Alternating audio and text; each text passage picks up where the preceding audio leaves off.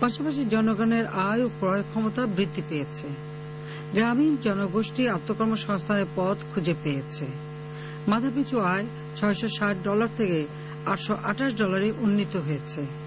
সরকারি কর্মকর্তা কর্মচারীদের বেতন বাড়িয়েছি। চাকরির বয়সসীমা 57 থেকে 59 বছর করা হয়েছে। গার্মেন্টস শ্রমিকদের ন্যূনতম বেতন 1600 থেকে 3000 টাকায় উন্নীত করেছি। 3 বছরে আমরা অতিরিক্ত 2900 মেগাওয়াট বিদ্যুৎ উৎপাদন করতে সক্ষম হয়েছি। আমরা দায়িত্ব নেবার পরপরই 49টি বিদ্যুৎ কেন্দ্র নির্মাণের কাজ শুরু করি। এর মধ্যে 24টি বিদ্যুৎ কেন্দ্র উৎপাদন শুরু করেছে। বাকি কেন্দ্রের নির্মাণ কাজ খুব দ্রুত শেষ হবে এবং বিদ্যুৎ চলে আসবে। ভারত, মিয়ানমার ও ভুটান থেকে বিদ্যুৎ আমদানি প্রক্রিয়া চলছে। 4.5 লক্ষ নতুন গ্রাহক সংযোগ পেয়েছেন। গ্যাস উৎপাদন ও বিতরণ ক্ষেত্রে ব্যাপক কর্মসূচি বাস্তবায়ন করা হয়েছে। ফলে দৈনিক 350 মিলিয়ন ঘনফুট গ্যাস উৎপাদন বৃদ্ধি পেয়েছে। সম্মানিত দেশবাসী, আমাদের নির্বাচনী ইস্তাহারের অন্যতম অঙ্গীকার ছিল খাদ্য নিরাপত্তা নিশ্চিত করা, কৃষি উৎপাদন বৃদ্ধি করা। সরকার 3 বছরে এই অঙ্গীকার পূরণে অনেকটাই সফল হয়েছে। খাদ্য গুদামগুলোতে রেকর্ড 14,76,115 মেট্রিক টন খাদ্যশস্য মজুদ রয়েছে। ওএমএস, ডিজিডি, ভিজিএফ, জিআর, কাজের বিনিময়ে খাদ্য ইত্যাদি কর্মসূচির পরিধিও বরাদ্দ বাড়ানো হয়েছে। উপকারভোগী সংখ্যা 3 কোটি থেকে 4,17,00,000 উন্নীত হয়েছে। স্বল্প সীমিত আয়ের জনগোষ্ঠীকে খাদ্য সহায়তা প্রদানের লক্ষ্যে 12 লক্ষ ফেয়ার প্রাইস কার্ড বিতরণ করা হয়েছে। মঙ্গার জনপদ উত্তরবঙ্গে আজ মানুষ দুবেলা পেট ভরে খেতে পাচ্ছে। ইনশাআল্লাহ 2013 সালের মধ্যে বাংলাদেশ খাদ্যে স্বয়ংসম্পূর্ণ হয়ে উদ্বৃত্ত খাদ্যের দেশে পরিণত হবে। আমি বিশ্বাস করি কৃষি ও কৃষক বাঁচলে দেশ বাঁচবে। সে বিশ্বাস থেকে সরকার কৃষি উন্নয়নে সর্বাত্মক পদক্ষেপ নিয়েছে। দেশে প্রথমবারের মতো 1,40,00,000 কৃষককে কৃষি উপকরণ সহায়তা কার্ড দেওয়া হয়েছে।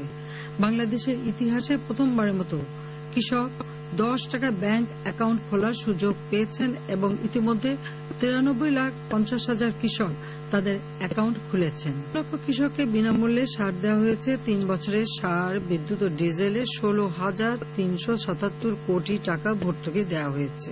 যানজট নিরসনে 530টি নতুন বাস আমদানি করা হয়েছে। সড়ক দুর্ঘটনা কমাতে 18,000 পেশাদার গাড়ি চালককে প্রশিক্ষণ দেওয়া হচ্ছে। 2011-12 অর্থ বছরের প্রথম 6 মাসে প্রায় $15 কোটি বিনিয়োগ হয়েছে। 3 বছরে সরাসরি বৈদেশিক বিনিয়োগ $266 কোটি। বিএনপি জামাত সরকারের 5 বছরে ছিল $260 কোটি। প্রিয় দেশবাসী, তথ্যপ্রাপ্তি জনগণের অধিকার। আমরাই প্রথম তথ্য অধিকার আইন প্রণয়ন ও তথ্য কমিশন গঠন করেছি। রেডিও, টেলিভিশন ও সংবাদপত্র যে কোনো সময়ের তুলনায় পূর্ণ স্বাধীনতা ভোগ করছে। আমরা স্থানীয় সরকার কাঠামোকে শক্তিশালী করার পদক্ষেপ নিয়েছি।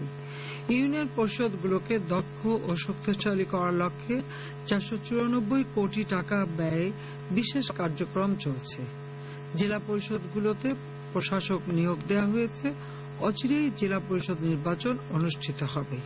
ইভটিজিং সহ নারীর প্রতি সামাজিক অপরাধ রোধে পদক্ষেপ নিয়েছি। প্রিয় দেশবাসী, সরকারের প্রধান দায়িত্ব জনগণের জানমালের হেফাজত করা। আমরা আইন শৃঙ্খলা পরিস্থিতি নিয়ন্ত্রণে রাখতে সক্ষম হয়েছি। বাংলাদেশে এখন একই সময়ে 500 স্থানে বোমা হামলার ঘটনা ঘটে না। বিএনপি নেতৃত্বে 4 দলীয় জোটের আমলের মতো বিরোধী দলের এমপিদের নিহত হওয়ার মতো ন্যাক্কারজনক ঘটনাও ঘটে না। 21শে আগস্ট গ্রেনেড হামলার মতো পৈশাচিক ঘটনারও সৃষ্টি হয় না। 2009 সালে পিলখানা হত্যাকাণ্ডের বিচার কাজ চলছে। এজন্য নতুন আইন তৈরি করা হয়েছে।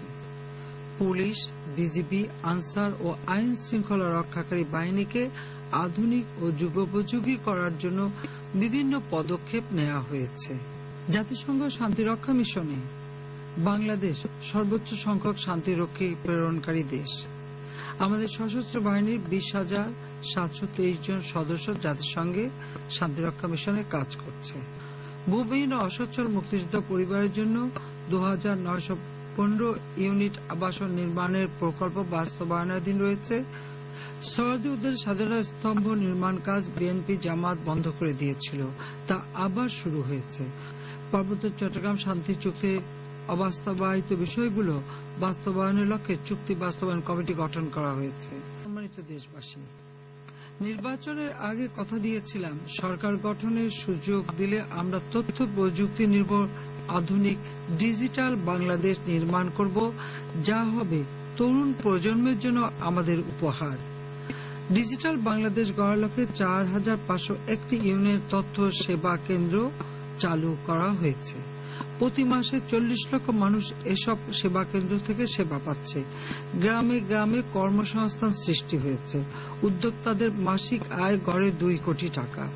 সাধারণ মানুষের ক্রয় ক্ষমতার মধ্যে সরকারি উদ্যোগে দোয়েল ল্যাপটপ উৎপাদন শুরু হয়েছে। গ্রামীণ জনগোষ্ঠীর ব্যাংকিং সুবিধা নিশ্চিতে মোবাইল ব্যাংকিং পদ্ধতি চালু হয়েছে। ডাক বিভাগ কর্তৃক ইলেকট্রনিক মানি অর্ডার চালু হয়েছে। অনলাইনে আয়কর রিটার্ন প্রস্তুত ও জমাদানের ব্যবস্থা প্রবর্তন করেছি।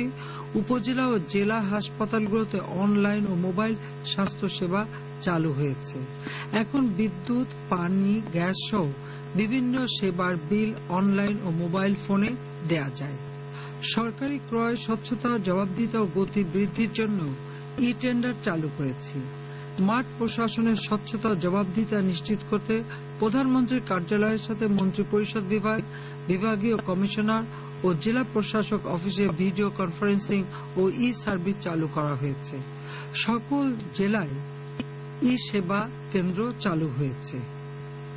প্রাথমিক ও মাধ্যমিক পর্যায়ে সকল বই ই বুকে রূপান্তর করা হয়েছে। পরীক্ষার ফল ও নিয়োগ পরীক্ষার ফল ওয়েবসাইট, SMS ও ইমেইলে দেওয়া হচ্ছে।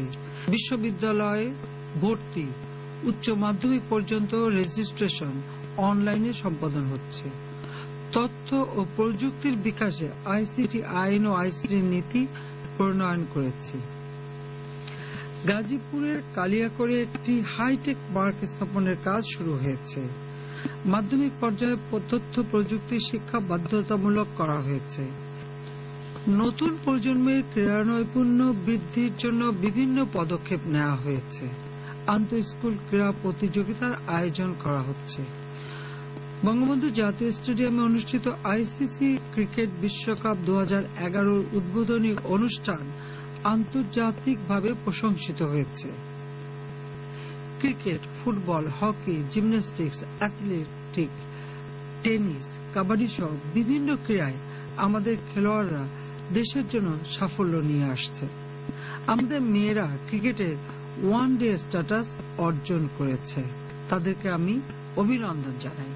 ভাই ও বোনেরা আমাদের পররাষ্ট্রনীতির মূল মন্ত্রই হচ্ছে সকলের সাথে বন্ধুত্ব, কারো সাথে বৈরিতা নয়। এই নীতির আলোকে সকল রাষ্ট্রের সাথে দ্বিপাক্ষিক সম্পর্ক জোরদার হয়েছে।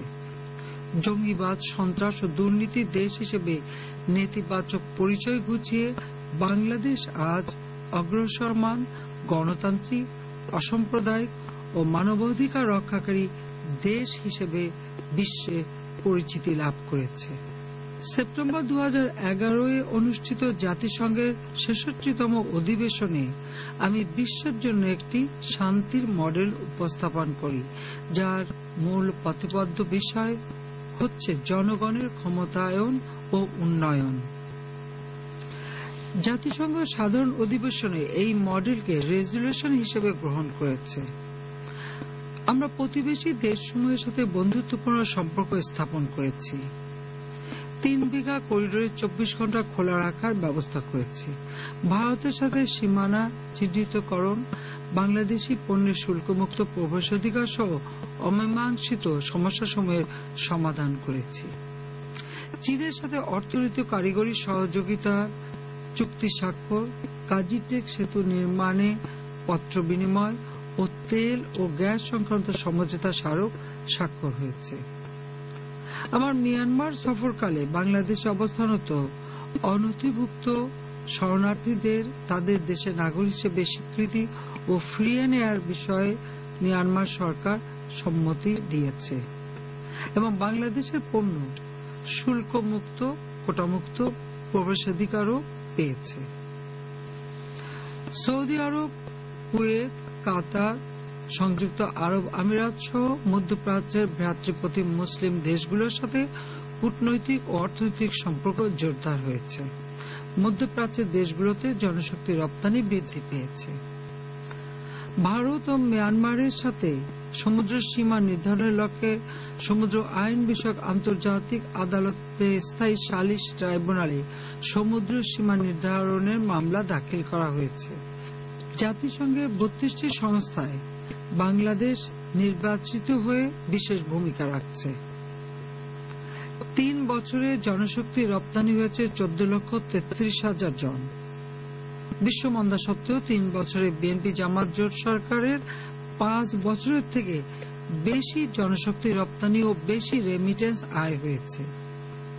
নতুন শ্রম বাজার সৃষ্টির লক্ষ্যে উদ্যোগ গ্রহণ করা হয়েছে। এর ফলে Poland, Papua New Guinea, Algeria, দক্ষিণ আফ্রিকা, অ্যাঙ্গোলা ও কঙ্গোয় জনশক্তি প্রেরণ শুরু হয়েছে। বন্ধ থাকা মালয়েশিয়ার শ্রম বাজার উন্মুক্তকরণে অগ্রগতি হয়েছে। সেদেশে অবৈধভাবে বসবাসরত প্রায় 3 লক্ষ বাংলাদেশিকে বৈধকরণ প্রক্রিয়া শেষ হওয়ার পথে। প্রবাসী কল্যাণ ব্যাংক প্রতিষ্ঠা করা হয়েছে। হজ ব্যবস্থাপনায় উন্নয়ন, অনলাইনে আবেদনের সুযোগ ও যুগোপযোগী হজ নীতির কারণে 2011 সালে সর্বোচ্চ 1,05,617 জন হজ পালন করেছেন। আর্থিক সচ্ছলতা বাড়ায় হজ যাত্রী সংখ্যা 17% বৃদ্ধি পেয়েছে। গণতন্ত্রকামী দেশবাসী, জাতীয় সংসদকে আমরা দেশ পরিচালনার মূল কেন্দ্র হিসেবে গ্রহণ করেছি। নবম জাতীয় সংসদে 153টি আইন পাশ হয়েছে। সরকারের স্বচ্ছতা ও জবাবদিহিতা নিশ্চিত করতে সংসদের প্রথম অধিবেশনে সবগুলো সংসদীয় স্থায়ী কমিটি গঠিত হয়। কমিটির সভাপতি হিসেবে সরকারি দলের পাশাপাশি বিরোধী দল থেকে 2 জন এবং মহাজোটের শরিক সহ অন্যান্য 5 জনকে দায়িত্ব দেওয়া হয়। সংসদ বাংলাদেশ টেলিভিশন চালু করা হয়েছে। প্রিয় দেশবাসী, স্বাধীনতার পর আমরা 40 বছর অতিক্রম করেছি। বিজয়ের 3.5 বছরের মাথায় আমরা হারিয়েছি জাতির পিতা বঙ্গবন্ধু শেখ মুজিবকে। তারপর 21 বছর চলেছে স্বৈর শাসন। জনসেবা নয়, দুর্নীতি ছিল ক্ষমতাসীনদের একমাত্র নীতি।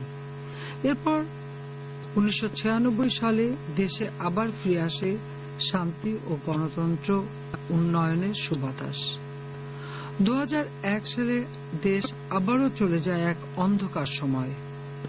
রাজনৈতিক প্রতিহিংসা চরিতার্থ করা, দমন, পীড়ন, নির্যাতন, জঙ্গিবাদের উত্থান, বোমা, গ্রেনেড হামলা আর লাগামহীন দুর্নীতির কারণে বাংলাদেশ বিশ্ব দরবারে তার মর্যাদা হারায়।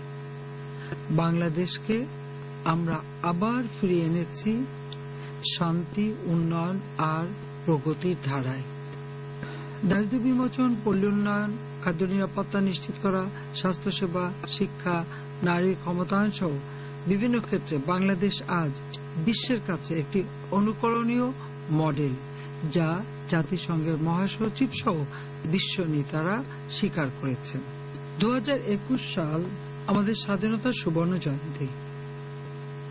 সুবর্ণ জয়ন্তীতে আমরা ভবিষ্যৎ প্রজন্মের জন্য এমন একটি দেশ গড়ে তুলতে চাই যে দেশ হবে ক্ষুধা, দারিদ্র্য ও নিরক্ষরতা মুক্ত সোনার বাংলা। যে দেশ হবে একটি উন্নত, সমৃদ্ধ ও গণতান্ত্রিক দেশ, ডিজিটাল বাংলাদেশ। বিরোধী দলের প্রতি আমার অনুরোধ, সংঘাতের রাজনীতির পথ পরিহার করুন। আসুন দেশ ও জনগণের স্বার্থে ঐক্যবদ্ধভাবে কাজ করি। আমি বিশ্বাস করি, যে জাতি রক্ত দিয়ে স্বাধীনতা আনতে পারে সেই জাতির উন্নয়ন কেউ রুখতে পারবে না। ক্ষুধা ও দারিদ্র্যের বিরুদ্ধে সংগ্রামে আমাদের বিজয় হবেই ইনশাআল্লাহ। সবাইকে আমার আন্তরিক শুভেচ্ছা জানাচ্ছি এবং দেশবাসী, আপনাদের কাছে আমি দোয়া চাচ্ছি। আপনারা সবাই ভালো থাকুন, সুস্থ থাকুন। খোদা হাফেজ।